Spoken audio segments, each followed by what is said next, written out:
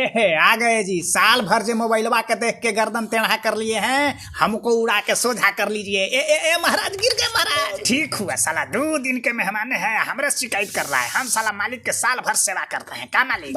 अरे 2 दिन के मेहमान है, थोड़ा इज्जत कर देगा तो क्या हो जाएगा। अरे चुप रहिए महाराज, इसने मेहमान की इज्जत किया जाता है जिसको बोलने का ढंग नहीं है। हालांकि तोरो बात सही अरे है। का मालिक आलतू फालतू के बात सीरियस लेते हैं। सुनिए, हमारा पर अपना बीबी के एगो फोटो साथ दीजिए, ठीक ना। जैसे जैसे दूर जाएगा ना वैसे वैसे आपका मजा आएगा। का है ना? अरे बाप रे, बिल्कुल मजा आ जाएगा। अरे बाप रे, खूब मजा आएगा। अरे बुड़बक मालिक, ये आपको घर तोड़ रहा है। मलकिनी के जब पता लग गया ना तो सकरात के दिन दही चूड़ा कने कने से ठोकाएगा, से आपको पता नहीं है। अरे तो क्या करे, तोरा बात माने कि उसको बात माने है?